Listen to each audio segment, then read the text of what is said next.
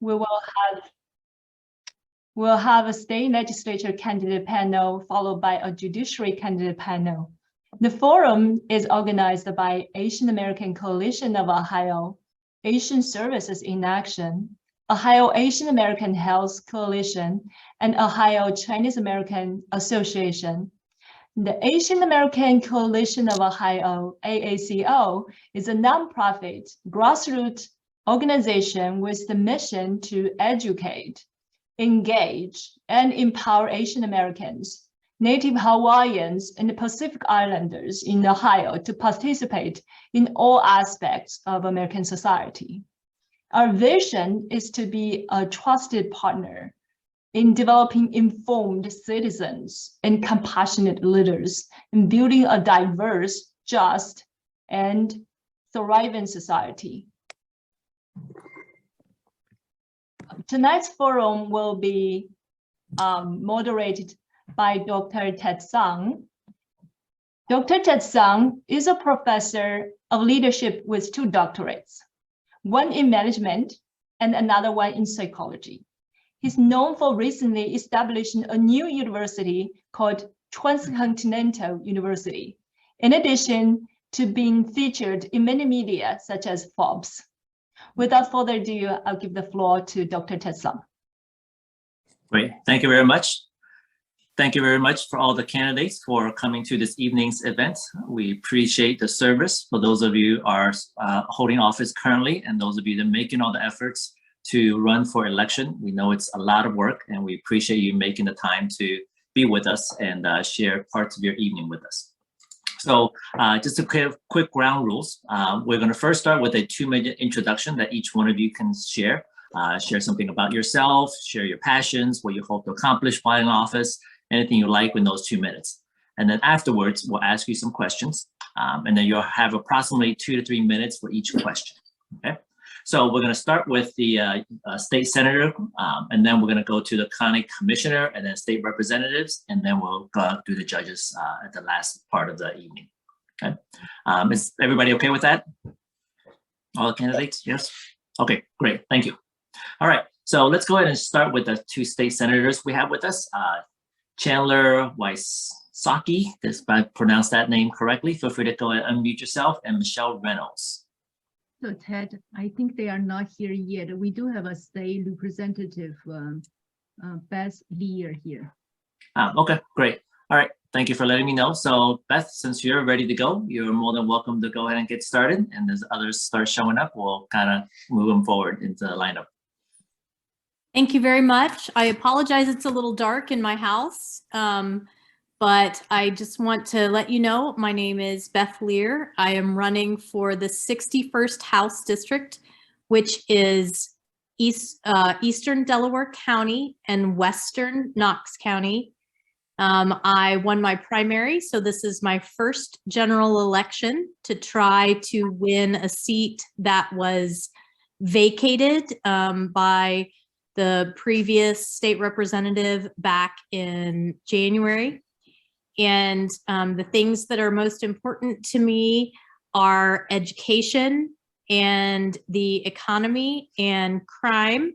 So I'm hoping that I can make a difference in those areas. My background is working outside the legislature to try to make change. I've worked on the End the Ohio Estate Tax campaign, which was successful in 2011. And with all the work we did, we ended the estate tax that year with the help of the legislature and Governor Kasich.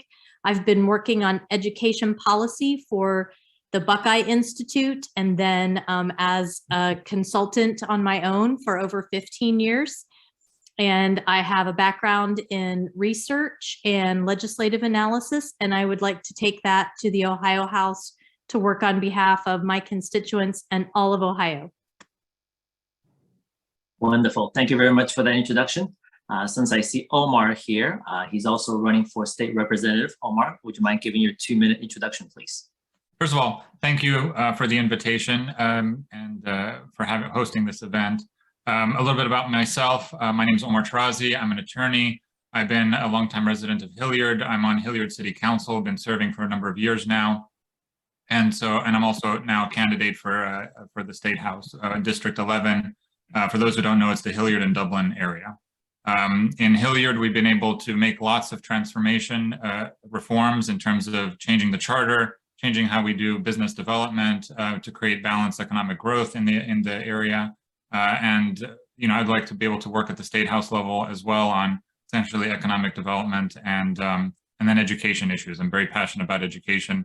I've been an attorney for a lot of years. My wife's a principal, my dad is a principal. I've worked with charter schools and private schools and so forth as an attorney, and I would like to see if I can work at the State House on education-related reforms as well. Great. Thank you very much for the introduction there. Okay, great. So I'm going to go ahead and ask you 2 questions. I'll go just start with Beth. We'll answer the first question first, and then Omar can add to that. And then the second question will reverse that order. Okay. So this question is for Beth to start with. What is your view on the House Bill 598, which would make felonies for doctors perform abortions with no exceptions for rape, incest, or the mother's health? I have not had the chance to review that bill. I can tell you that I am pro-life, and I think that's important that Ohio has a policy that takes care of women, but also takes care of babies. One of the first bills that I have that I want to introduce is going to make it easier for people to adopt, but I haven't had a chance to look in detail at that bill. So I would want to read it first before I respond, because I don't feel I can respond intelligently without having actually looked at it. But I am pro-life, and I do want to take care of both women and babies. Okay, thank you very much, Beth. Omar? Yeah, I'm not a huge fan of the idea of regulating the medical profession through the criminal justice system. I think that those are 2 separate issues, and we need to the degree that we create standards for doctors and they fail those standards, that's regulated by the Board of Medicine. It shouldn't be regulated, through criminal direction, the criminal direction, unless obviously somebody's doing intentional, purposeful harm to a patient, and that's a whole different sort of thing.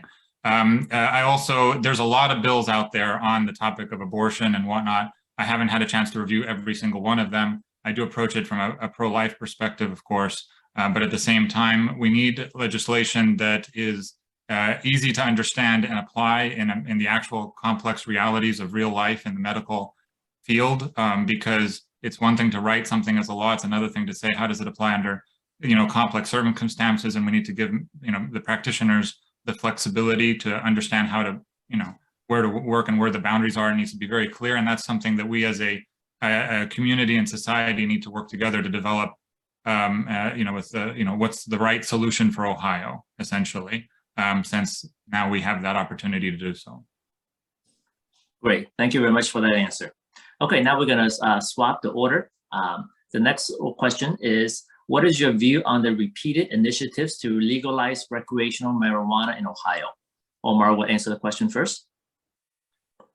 I'm not on the issue of, I'm much more interested in getting the medical marijuana part right first before we get into the recreational.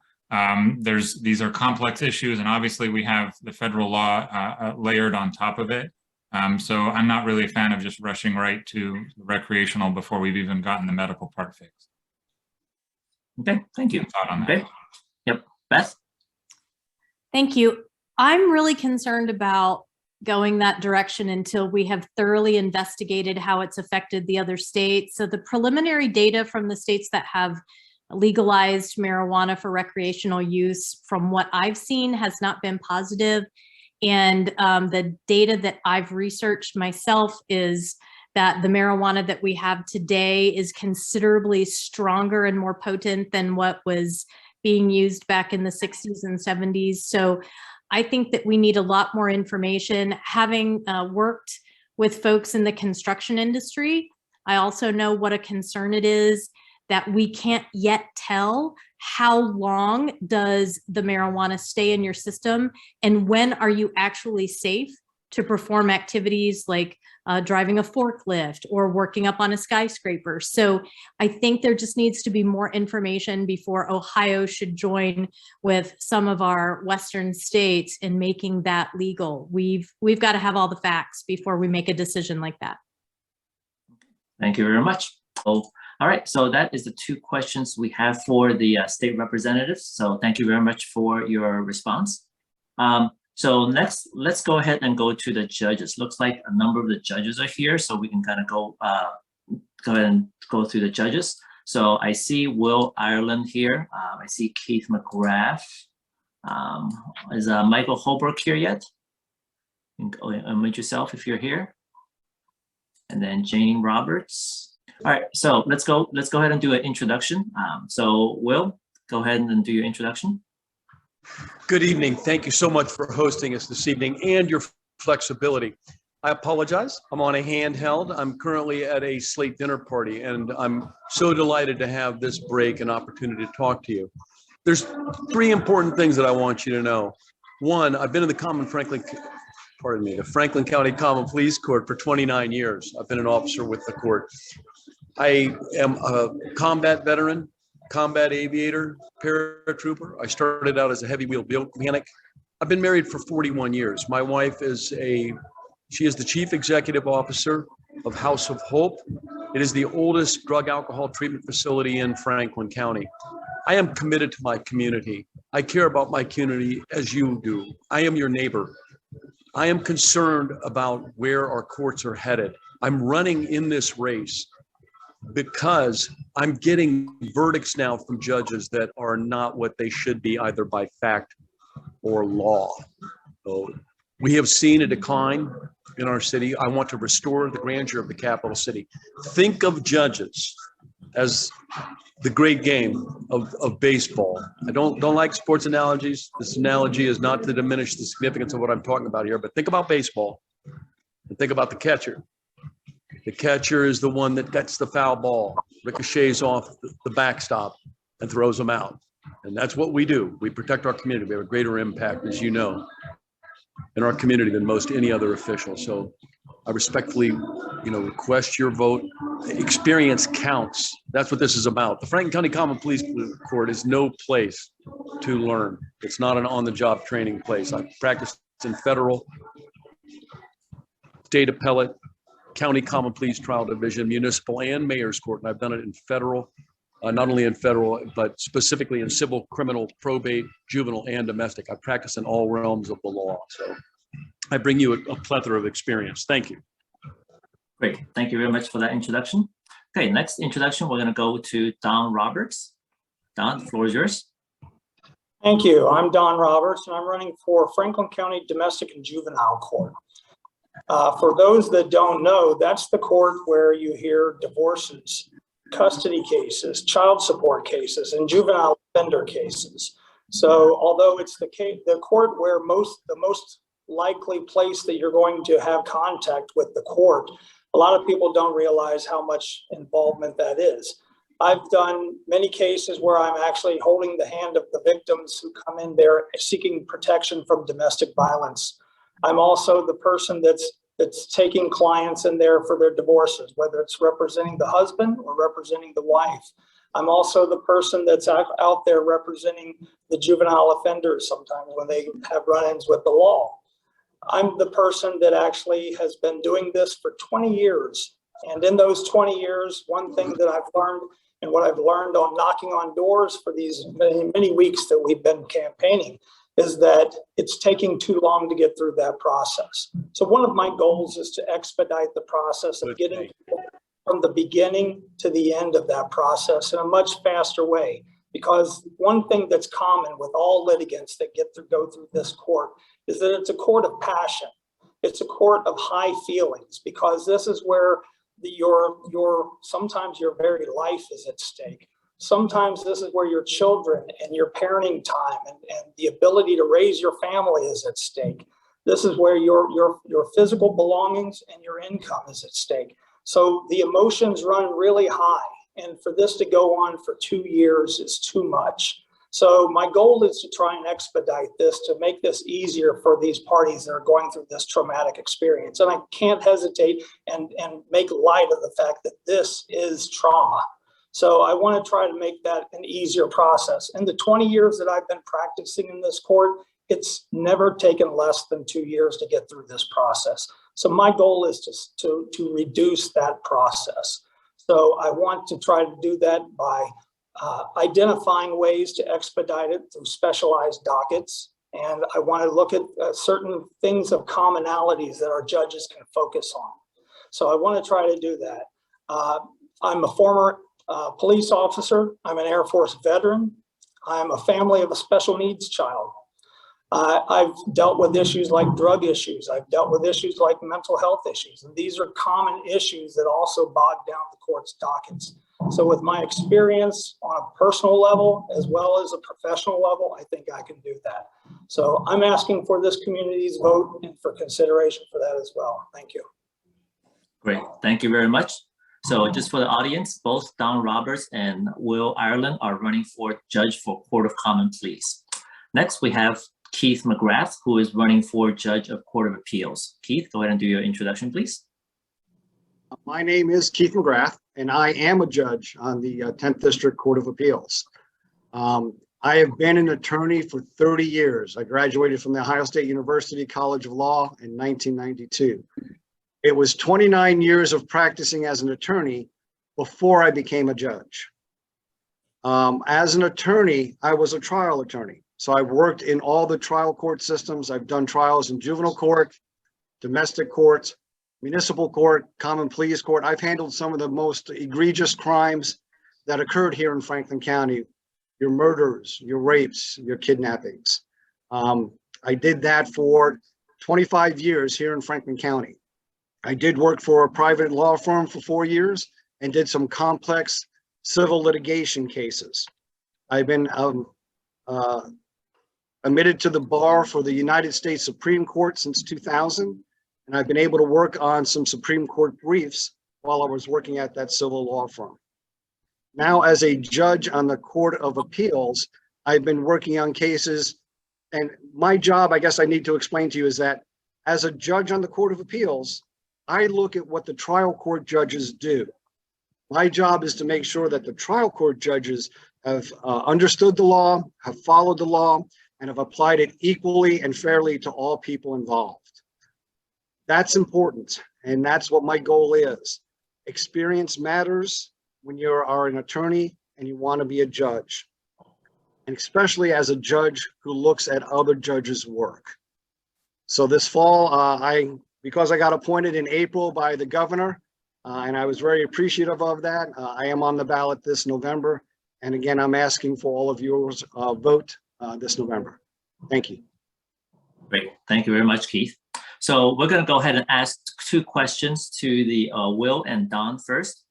So Will, you're going to answer the first one first, and Don will follow up, and then we'll reverse that order. Okay. So the first question is, how would you address the implicit bias that exists in the judicial system, and how would you change it? First of all, the assumption that there is a bias against people for me, because the only thing that I have control over as a jurist is my court and how it operates. My contribution to my community in combat and in the military for 30 years has been to elevate everyone. I was once yelled at because of my party affiliation and accused of being prejudiced in some way. And it boggles my mind, because to me, in the Army, we were all green. I do not see, and the law restricts and prohibits and prevents a judge from being biased, either overtly or implicitly. So, I have studied hard. I have sat for hours upon hours and literally months in training on this issue. So for me, I'm not involved in a bias to that nature.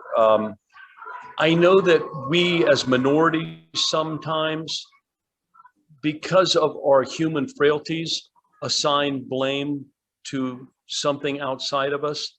What I would encourage people to do is rely on the content of their character, their hard work, and take care of their families. So, yeah, I don't find that for me, that I would, and there may be folks that we have been through multiple trainings. The Common Pleas Court started this nearly 30 years ago. So, we've excised, what people are now catching on to, but we were ahead of this curve a long time ago. So I appreciate the question. I'm hopeful that everyone understands that I didn't come to you and tell you that I was endorsed by somebody or that I'm relying upon this or that. I have absolutely no allegiance whatsoever but the fair and equal access and administration of justice in our courthouse. Now, in closing, and my last comment is this: there is something that we're missing in our courthouse. Because I practice throughout the state, I see real cordiality, congeniality, and hospitality. We don't have that in Franklin County. And I've talked to our commissioners about it. I go to places of grandeur, and we've allowed our capital city to not present and possess the beauty that it once had. I pick up trash every day, all day on our streets because it helps combat crime.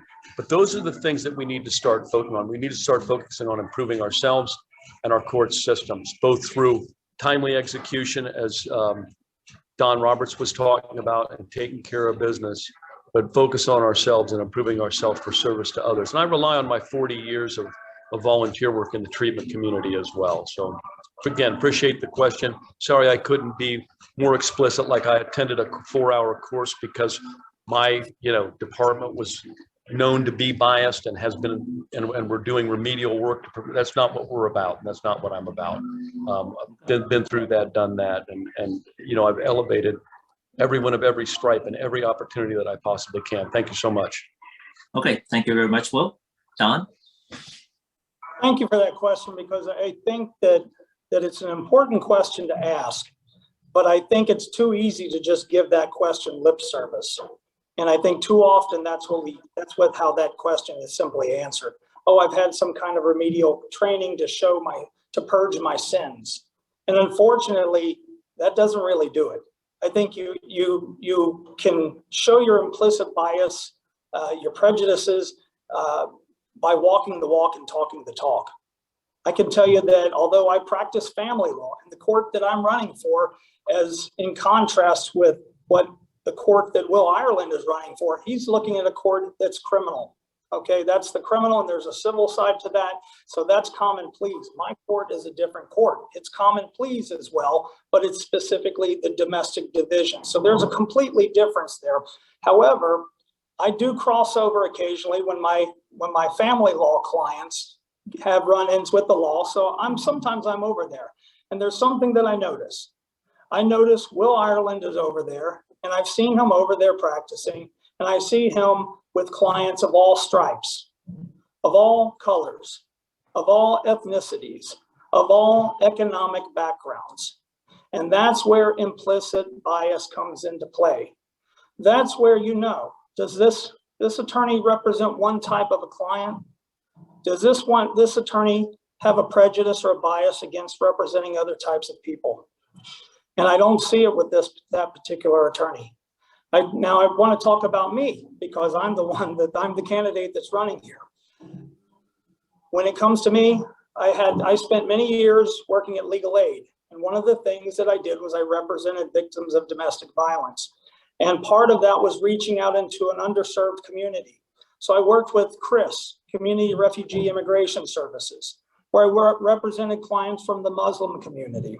Okay, and I represented the African Muslims. I represented the Middle Eastern Muslims. I represented a good percentage of these people. I also represented the Asian population. I represented the Eastern European population. So I immersed myself with many different cultures. And that was something that was new to me and that was fascinating to me. And I really enjoyed getting to understand this. And I learned so many different things. I became a speaker nationally for domestic violence, specifically and most focused on the Muslim community and the Somali population. And I think that's where you kind of get to understand your own implicit biases and recognize them. And you're able to make these corrections if you have any false assumptions. Not some class that you're forced to take because you work at an agency that says, hey, we recognize that there's a handful of people that have these prejudices. But it's something that you have to recognize yourself. And as a jurist, whether you're running for the Court of Appeals, you're running for Court of Common Pleas General Division, or you're running for the Domestic Division, which I think is extremely important because those people from cultural backgrounds that are not like your own, they're not looking to say, is that person the same color as me? They're looking to see, are they respecting my cultural differences that clearly are different from my own that are sitting on that bench? And I think it's important that although you don't have to say, hey, I've attended a traditional Chinese tea ceremony, which I did a week or two ago, attending one of my prior clients' weddings. But you have to be able to recognize these people for who they are. And wherever you can, and when they mention something, you should be able to try to recognize that. And if you don't, you try to educate yourself to do that. These implicit biases that you're talking about, I think it's really important that it's not something you're going to learn at a 2-hour seminar. This is something that you have to constantly want to educate yourself and constantly want to better yourself on a regular basis from the day you realize that it's something that you need to change or always be aware of it yourself. It's something that I look at every day that I walk out my door, every new client that I meet. I want to know that I understand them and that they understand me. I don't take on a new client, for instance, over the phone. When I talk to them over the phone, I always insist on a face-to-face meeting. And I tell them that because I say we need to look into each other's eyes and understand each other. And we see those cultural differences, whether or not they're from Indiana and I'm from Ohio, or I have a background from Kentucky, or whether or not they're from China and I'm from the United States. I think these biases that we all have to some extent, we learn from them and that we educate ourselves and we evolve from that. So that's the best answer I can give. The only thing that I would add to that is any judge that's sitting on the bench needs to make sure that they recognize those things and correct any manner that they might have. Thank you. Yep, great. Thank you very much for the response. So I'm going to go start with the second question with Don, and please keep it to 1 minute on these answers. What are some of the most difficult issues in balancing the freedom of speech and the need to control offensive activity? Well, I think that's really important because I was a bailiff, one of the many jobs that I've held in the process of coming to the point that I am in my life. And as a bailiff, that I recognized a judge that could not maintain decorum in the courtroom. And some of the attorneys refer to that courtroom as a circus. So specifically in a courtroom, you need to be able to allow people to express themselves, but you also need to maintain respect, not just because they need to respect the courtroom decorum, but you also need to understand that what they say may be offensive and hurt people on the other side of that table, in the other courtroom, or in the gallery. So I think it's important that as a judge, you need to be able to balance the ability to express yourself freely, but also to be able to respect others. So with the 1 minute that I have, that would be the position that I think you would have to take. And that's what judges always have to do, is they have to strike that balance. Thank you. Great, thank you very much. Over to you, Will. Time, place are the regulations that we need to look at as to speech. That is, we maintain decorum in our schools and our municipal buildings and things of that nature. That regulation comes from the state. So private places, they can do as they wish. When the state or the government begins to regulate speech, it comes to a time, place analysis. The courtroom is a place of decorum. People need to be heard. We have procedures as far as allotting times that they can do that, and it's a very valuable and important exchange. The thing that I have found most interesting is in our public funded institutions where we're more concerned about folks being offended by other people's views. And I mean that. It's frightening to me that we're restricting people's speech because of the way they feel about something or a notion that they have and they want to express it to someone else. To my mind, the free flow of ideas is the most important thing that we have as Americans. We need to talk to each other. We need to avoid talking past each other. And that's what's most important. And that's I think the gravamen or the root of free speech, a free exchange of ideas. So we better know and understand each other. And there's one beautiful thing in that aspect. If I disagree with somebody fervently, or I have a completely oppositional view, we can agree to disagree. And I think that's probably the most important thing that I've learned in my life is it's okay. My wife and I are completely oppositional on our views. We've been married 41 years. I respect her views, though they're completely different than mine. And I think that it's probably the most empowering and strengthening thing that I've learned from that relationship is allowing others to be as they are and respecting their views without trying to silence them. Okay.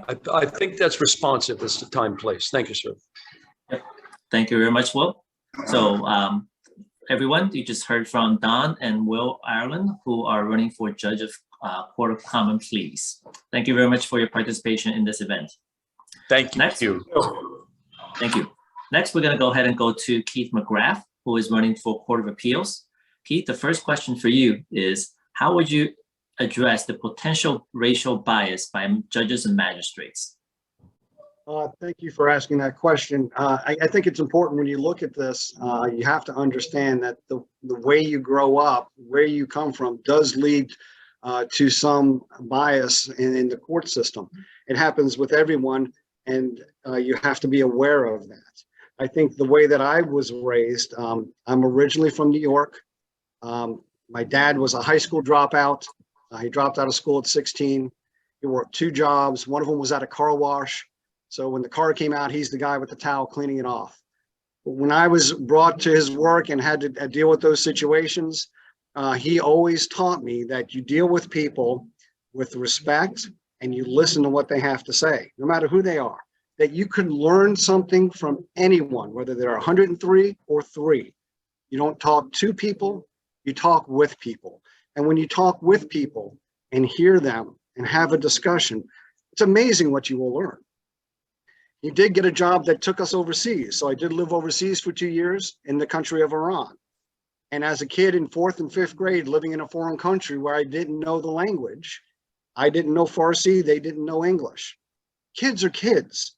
We were still able to play tag. We were still able to play hide and go seek.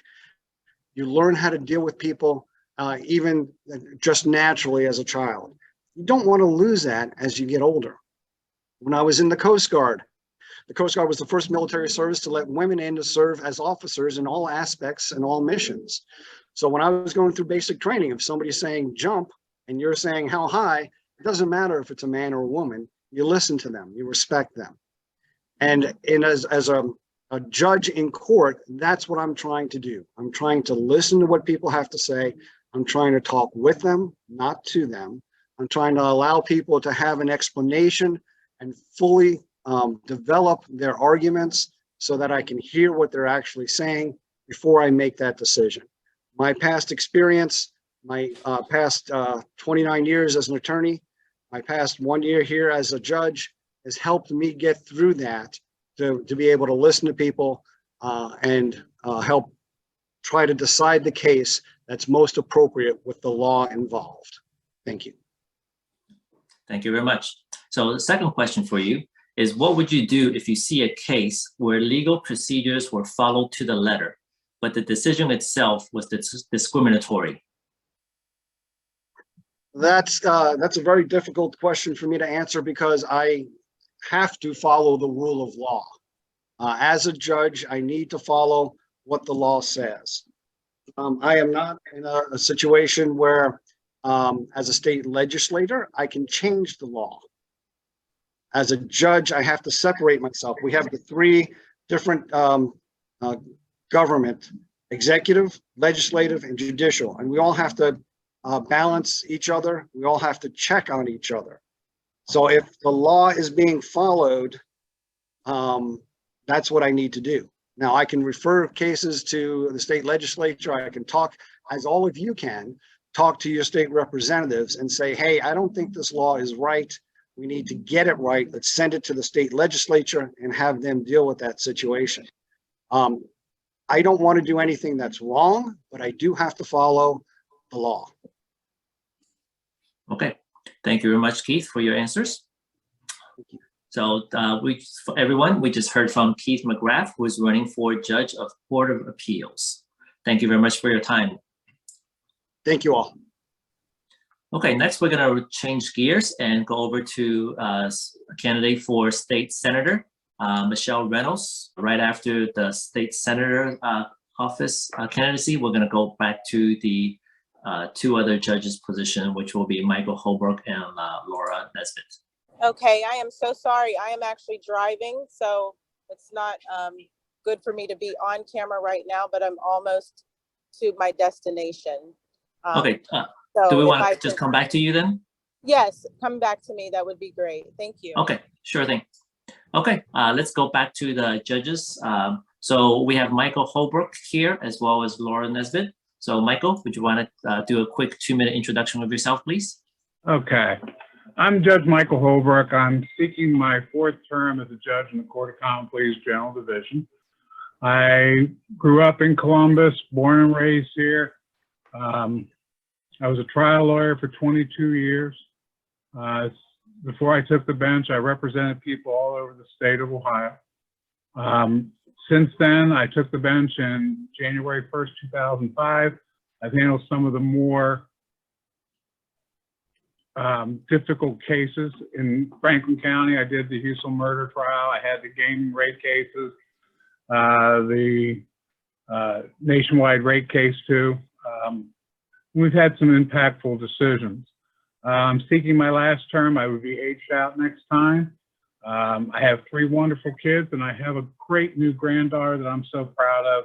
She's about 3 months old, or no, she's 5 months old now. So I just want to seek my last term. That's a quick rundown. Great, thank you very much. And thank you for your service in all the previous terms. Laura, are you here? Go ahead and turn on your mic and your video, please. Hello, I'm Laura Nesbitt. I'm running for the 10th District Court of Appeals. I am currently running all over the county of Franklin County. And so I'm at the Republican State Dinner tonight, and I took a break to be here with you. So thank you for having me. Okay, great. So we're going to ask Michael a couple of questions first, and then we'll ask 2 different questions to Laura, since she's there running for 2 separate offices. So Michael is running for Judge of Common Pleas. So Michael, the first question for you is, how would you address the implicit bias within the judicial system, and what would you do to change it? Okay, thank you for the question. You know, as a trial lawyer, I watched all kinds of discrepancies go on throughout the judiciary since I took the bench. I strive to be as fair as I can be with anybody. My courtroom's an open door. If you want to come and talk about an issue, you can. I can only control myself. So I strive, I don't care about the color of one's skin or who they're married to or who they're sleeping with. I try to treat everybody that walks through the door. I'm a big proponent of human rights, and we need to all adjust to that as soon as possible because the discrepancies going on in our society and what we see in the courtroom, it can blow your mind some days. So I can fight my battle with and do it on my terms and treat everybody fairly. Great, thank you very much. Your second question, Michael, is what are some of the most difficult issues in balancing freedom of speech and the need to control offensive activity? Well, you've got most of the problems with the issue are outside the courtroom. People do not necessarily understand the concept. With the right comes responsibilities. and we're having people call each other out, the hate crimes, and that's not protected speech. Unfortunately, by the time we get it, the mess is there. We need to, we need to educate better. To say the hate that goes on, I mean, I can control if it's my courtroom. I have the power to throw them in jail for contempt.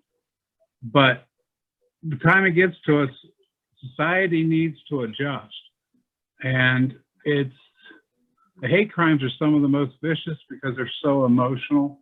Both sides of the jury, I mean, both sides of the audience are such that, you know, they're making gestures to each other and stuff. I even had to clear a courtroom over that type of issue. It's a difficult question to answer because people believe they have First Amendment rights, but they don't always understand the responsibilities that go with it. And unfortunately, I just get the aftermath. Yeah. Does that answer your question? Yes, definitely. It's a tough question. I got to dance around it because I can't have an opinion. When you become a judge, you take an oath that you will not give opinions out there. I can just give you the parameters. Right, exactly. So you talked about the training aspects of it. How would you conduct training in the community so that we reduce such hate crimes and such abuse of freedom of speech in that way? Well, you have to start in the schools, start at a young age. But the problem is that offsets what their parents are showing them. You got to start there. You got people who want to change their mind. You can offer up, you know, we've gone out to several churches and given presentations on various issues, BMV, how the court system works.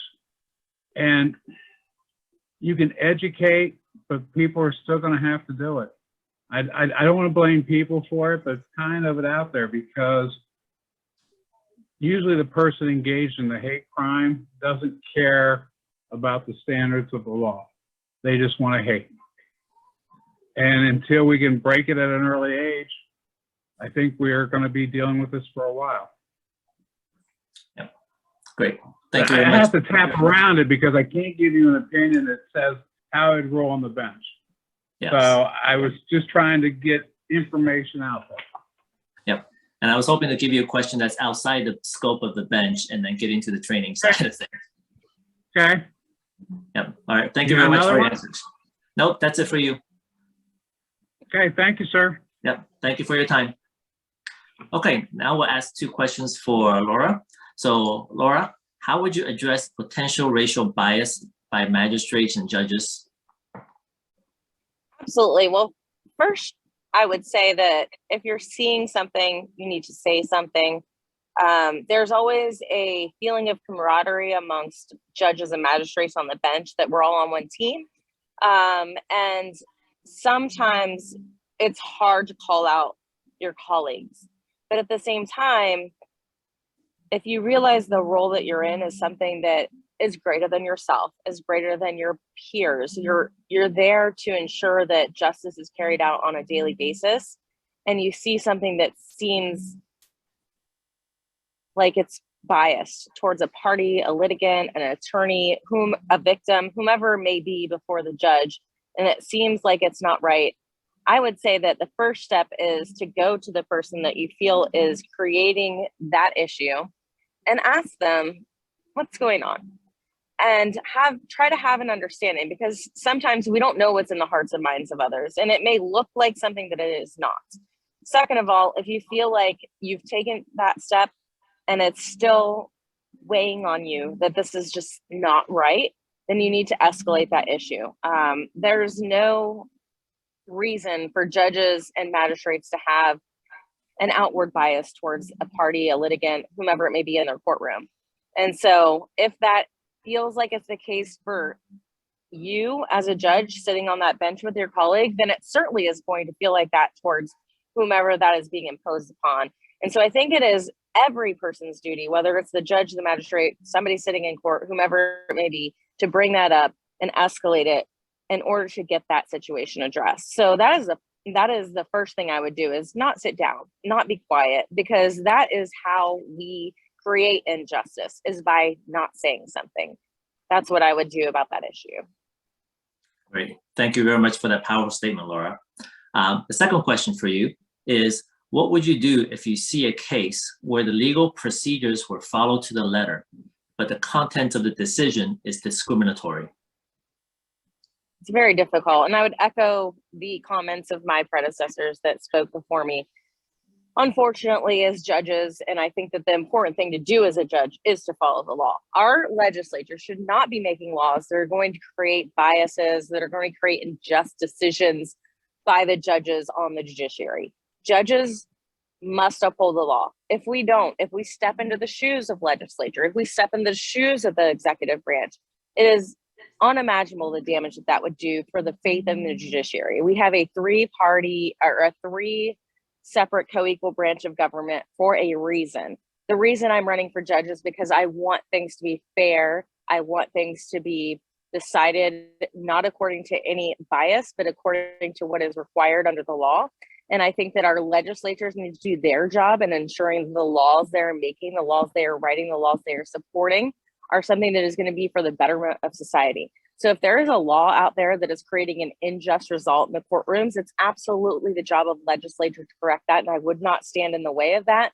However, judges do have power, and that is something that they would need to use to their benefit, to call up their legislators, to call up the people that are creating those laws, deciding those laws, and have the ability to bring that to the table in Senate, in the House, to make sure that the laws that we have to roll by as judges are going to be decided and create fair and just results.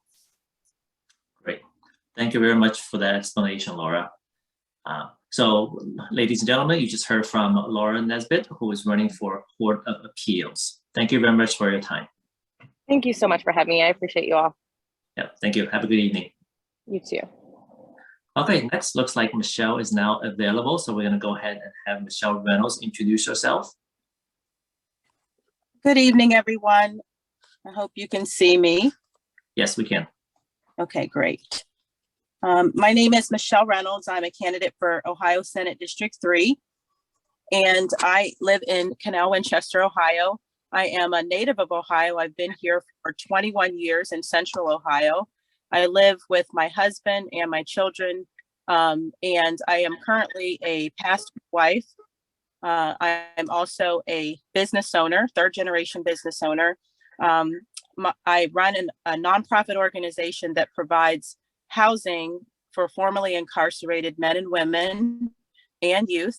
So I provide affordable housing, but also supports to help people get a second chance and get their life back on track. I'm formerly the director of the Governor's Office of Faith-Based and Community Initiatives, where I have served in the DeWine administration, helping other nonprofit and faith-based organizations to be able to access resources in their government and grant funding to be able to help their charitable work and the people in our communities who need the most help by forming a safety net of support for those that fall through the cracks that fall on hard times. I'm running because I am an addictive problem solver. I am somebody who has a strong track record of uplifting my community for the last 25 years, solving problems. And so I'm running because I just believe when we have people in the legislature, we need to get those that are producing results. And I have a strong track record of doing that. In my business, my nonprofit organization, I have housed over 5,000 individuals in the last 16 years. And I started that as just a compassionate landlord, but evolved that into a nonprofit organization that serves 120 people per day in housing across the state of Ohio and the cities of Columbus, Akron, Mansfield, Chillicothe, and Cincinnati. I've also employed over 200 people. I've created 200 jobs. And some of that is for folks that we've actually housed that just really had a lot of barriers to employment. And so we've created jobs where they could actually work and take care of their own families. So I am very happy to be running for this position. I am currently an elected official. I'm a Madison Township trustee where I serve my local community. I'm the board chair. I've been serving for the last 3 years in that capacity. And in this seat, the Senate seat, there are 10 townships. So I'm looking forward to be able to help not only our local citizens and residents be a strong voice for small business owners like myself, but also families. My mission is to ensure that Ohio families have a protected path to prosperity so that they can realize the version of the American dream. And so I just thank you all for your time today, and I'm happy to take your questions. Great. Thank you for that passionate introduction, Michele. Okay, so the first question for you is that what is your view on House Bill 383, which would increase sentences for criminals repeatedly caught with illegal firearms? Yes, so I although I am a defender of our Second Amendment, I do not believe that guns belong in the hands of the wrong people. So we need to make sure that if people have felony offenses or they have violent history, they have a violent history, that they should not have firearms. So although I'm not familiar with the entire bill, just my philosophy around that is to make sure public safety is first in our communities, and that we are preventing people who have violent history or any type of background where they should not have a gun, that they do not have one. Great. Thank you very much for that response. Second question. How would you protect Asian American communities in Ohio from being discriminated against, hated, and attacked as racial frictions increase amid the escalating US and China conflicts in the political realm?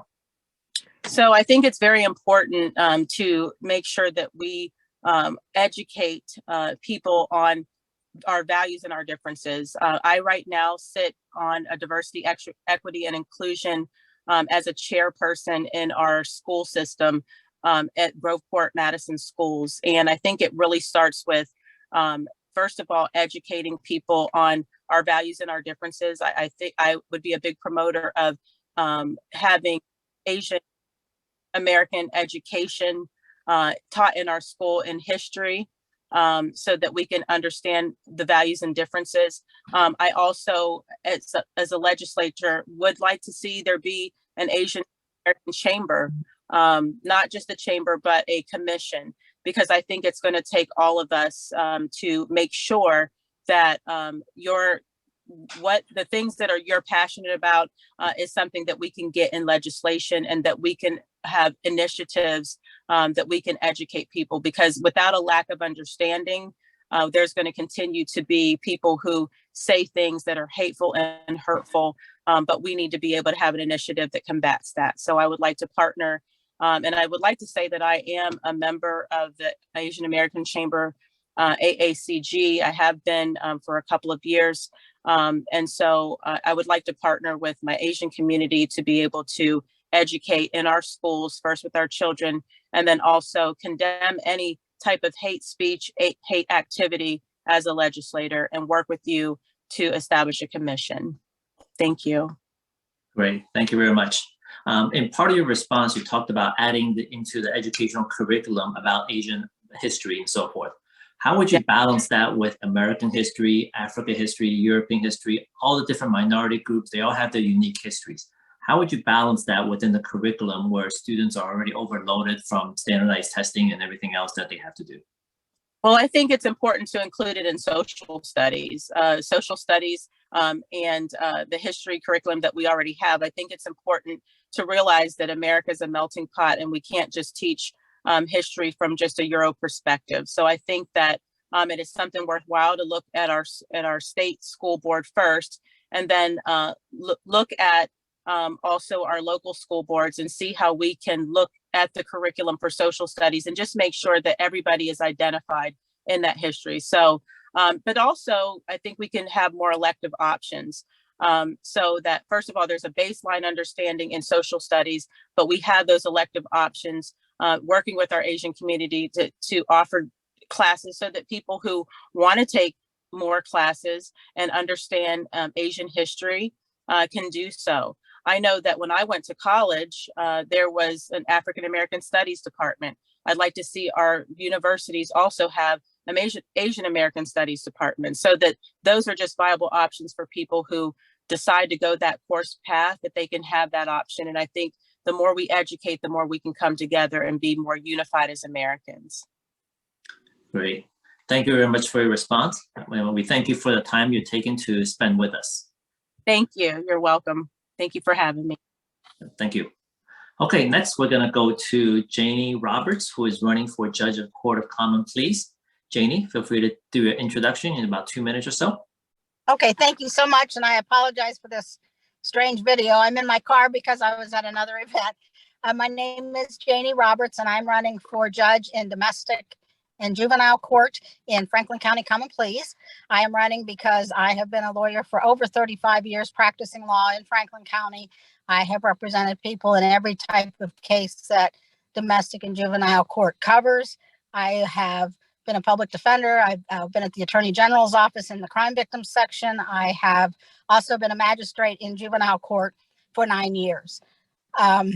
So currently I'm my own practice. I represent people in divorces, custodies, a lot of unmarried custodies, grandparents custodies, and I also do the juvenile delinquencies and abuse, neglect, dependencies. So I have literally represented thousands of people in all kinds of cases over my career, and I would like to put my knowledge and my experience to use on the court to try and make it a little bit better.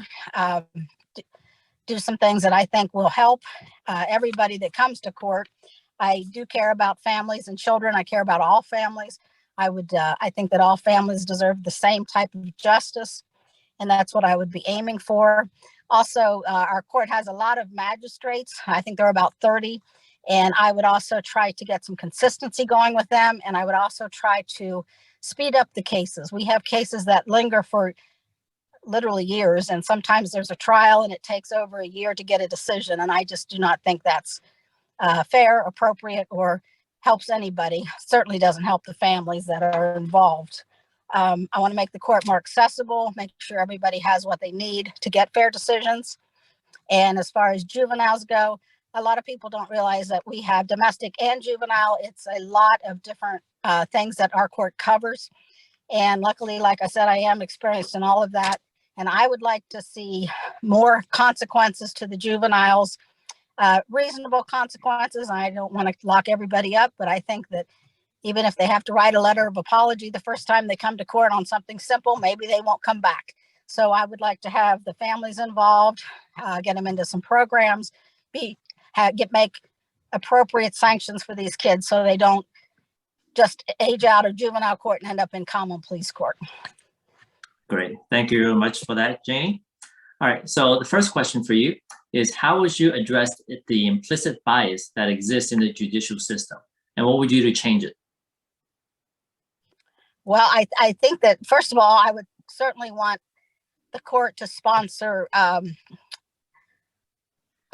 meetings, seminars, so that we discuss that kind of thing. When I was a magistrate for 9 years, it's been a little while since I was, but that wasn't ever discussed. In fact, the court didn't get together a lot to discuss anything. So I would like to have seminars, sessions where we discuss that kind of thing, and so that everybody's aware, on the same page, and so that that does not happen. Okay, great. Thank you very much for that answer. So one of the challenges that was mentioned by one of the other candidates who's running for Court of Appeals was the lack of, or whether the favor to agree with your magistrate, the relationship between the magistrate and the judge. How would you go about handling that delicate relationship where the norm is for judges to agree with the magistrate, but then when the magistrate is not making the right choices, or there may be some bias that's clearly present, how would you address that? I can tell you, some counties, there's one magistrate, one judge, and they are like best friends, and they always uphold each other no matter what. In Franklin County, it's different because we do have so many magistrates. They're not assigned to any particular judge. So I never felt when I was a magistrate that just because I decided something, any judge would uphold me just because I said that. So I'm not sure that happens in Franklin County. It probably does some, but not like it might in some others. But I would absolutely review every single thing that was brought up to me from a magistrate and look at it and decide whether they followed the law, whether the decision was fair, and whether it was appropriate or not. I've had many decisions that I have appealed to or objected to a judge. The judges always look at it, and they do oftentimes change what the magistrate did. So I'm not sure that would be a problem, certainly not for me, but I want to have a little bit more oversight of my magistrates, because like I said, we have so many and they all do things differently. And I think we need more consistency. And I would literally take the time to look at their decisions, even if they're not objected to, because I want to make sure that everyone's being treated fairly. I want to make sure that the cases are decided accurately yet quickly. Like I said, some of them take way too long to do their decisions. And we're talking about custody of a child who maybe was 4 when the case started out, but now they're in school by the time it's over. So it's not even maybe the same situation. So I think that I'm not sure that there's a huge issue there of the judges rubber stamping the magistrates, but I do think we have an issue of some oversight, some communication that I think would really help our court. Great, thank you very much for that. Okay, next question. What are some of the most difficult issues balancing freedom of speech and the need to control offensive activity? Well, obviously there is freedom of speech, so pretty much people can say whatever as long as it's not against the law. There can be name calling, there can be different things. Now, what we do is juveniles. So juveniles are under the same kind of it's the same. The behavior is the same. Either it's freedom of speech or it's not. But juveniles, I think, need more. They need more training and more teaching of how you act, how you don't act. I think some of our kids seem to just think they can do whatever they want. They can say whatever they want. They can call the police whatever they want, and nothing happens to them. So there is a balance there. And I guess that you have to look at whether they cross the line. And there is freedom of speech, of course, but you can't call people derogatory names. You can't say things that cause them to get in a fight with you, things like that. So I think you just have to look at every single situation. And my thought is that the juveniles that are before the court need some sanctions. They need some training. They need some programs that they have to be made to understand. They can't just act like that. They can't do whatever they want, say whatever they want to people.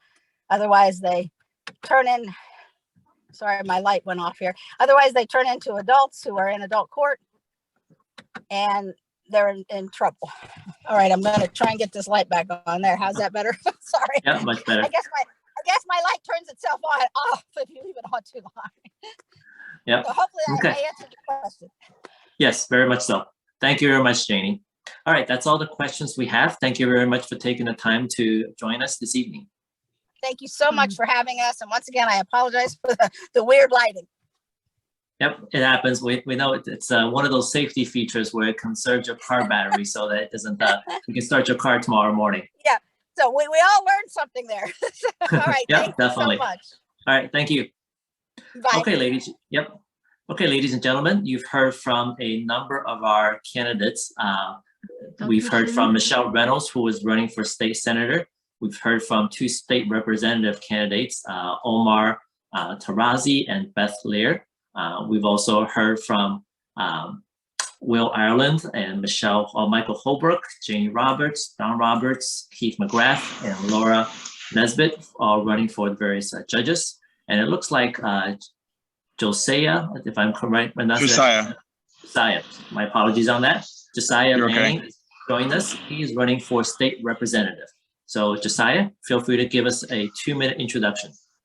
Well, thank you very much. I thank you for this opportunity to speak to your organization and learn more about you as well. My name is Josiah Lanning. I'm running for state representative because I believe the members of these communities deserve better.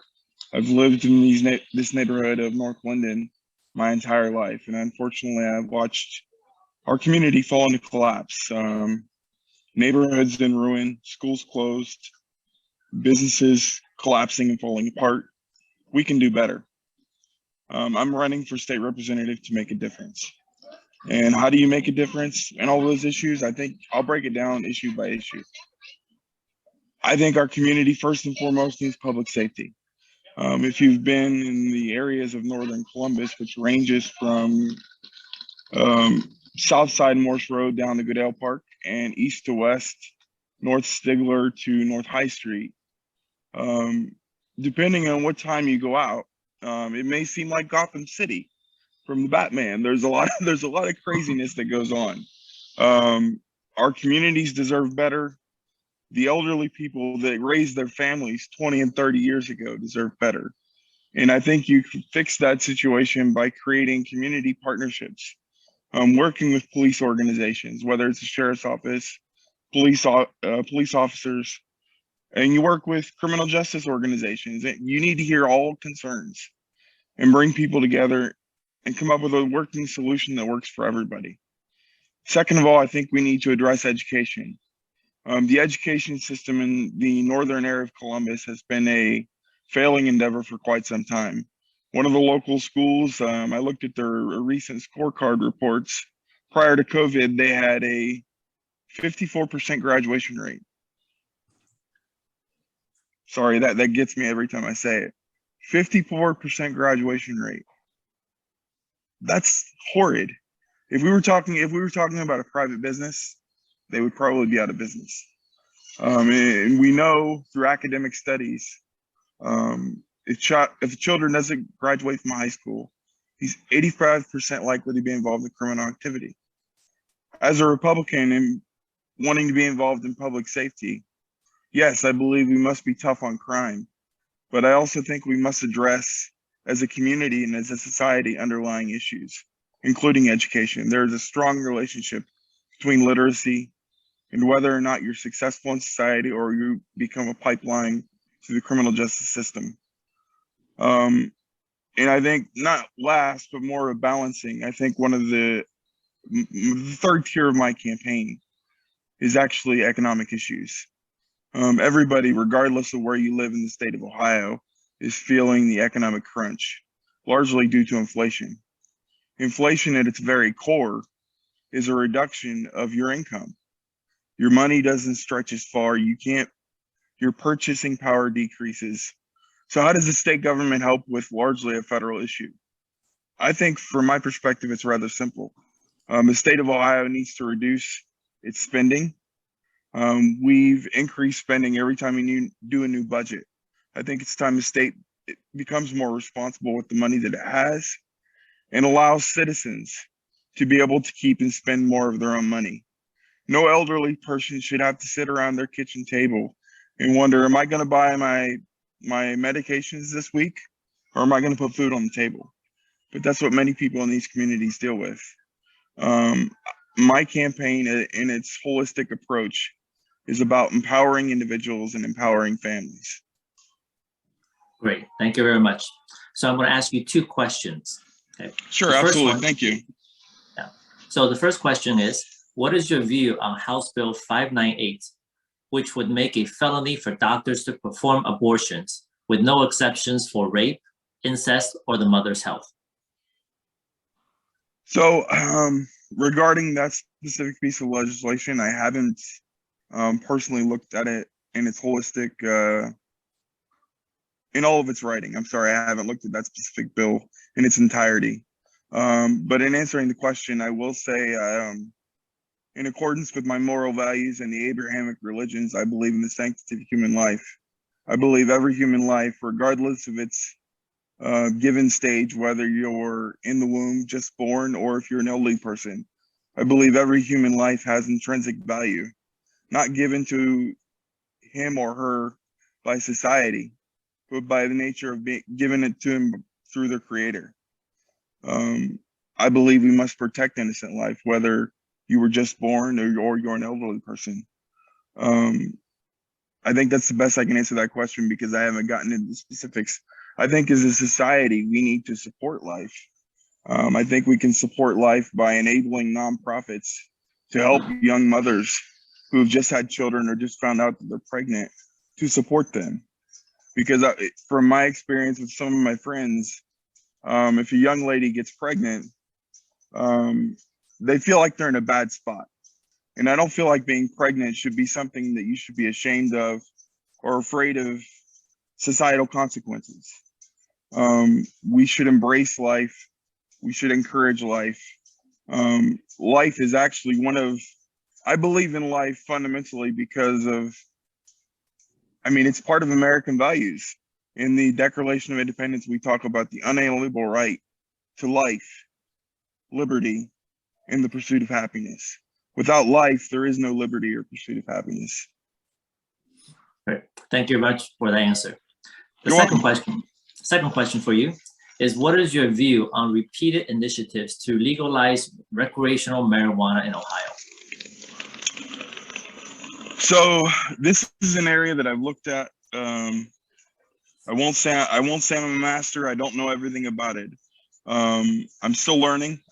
This is another issue that I'll be honest, I can't give a definite answer to, but I will say I have the educational background to look at this with an objective eye and try to come up with a working solution, like I mentioned when I first started, that works for everybody. Because I've talked to families that have been devastated by drugs, but I've also talked to doctors and other individuals who have shared with me the potential positive health sides. As of right now, being completely honest, I don't have a perfect answer, but I'm willing to work with the people surrounding and work with people in the communities to find the proper solution. And I think that's one of the things that's been missing at our state house for a long time is we have people dug in on certain issues and they're not willing to listen. They're not willing to work with people to come up with working solutions. I think that needs to change. That's why our communities are suffering. Nobody's listening and nobody's working for the people. Great. Thank you very much for the answer. Okay. And thank you for your time and coming to this event. Oh, no problem. Thank you so much. Yep. Okay, everybody. So we've had everybody that was on our list have spoken. So come November, hopefully you will get out and vote and make a difference, making sure your voice will count in this coming election. All right, thank you so much, Dr. Song. Another super successful event. So we are very grateful to all the candidates. There are a total of 10 of them that take time out of their busy schedule to attend our forum, such as the same great event last night for the Democratic candidates. So I really enjoy getting to know the candidates, and I hope you feel the same. So today I just finished a 2-hour in-person poll worker training, and I definitely look forward to working the poll on November 8th from 5:30 a.m. to 7:30 p.m. So what I realized is that democracy is very expensive process. Democracy is not only a right, but it's also a responsibility. Please do your homework and send the right people to the public office and make sure that you go vote. So I want to announce that the 2 upcoming events. First is we have a New York Times bestselling author, Abigail Hin-Wen, that's visiting Ohio on October 25th at Cleveland, October 26th at Columbus, and October 27th at Cincinnati. More details, you can find that on our Facebook. So I'm going to put a link in the Facebook. And also there's one more event that's hosted by our Ohio Asian American Health Coalition, which is an organization that collaborates with us on many events. They have a mental health event on October 29th on the mental health and well-being for API youth. So make sure you go and check out our Facebook page for the details. So last but not all, thank you so much for joining. And thank you for taking the time to get to learn about the candidates. And let's go vote on November 8th. Have a good night. Good night, everyone.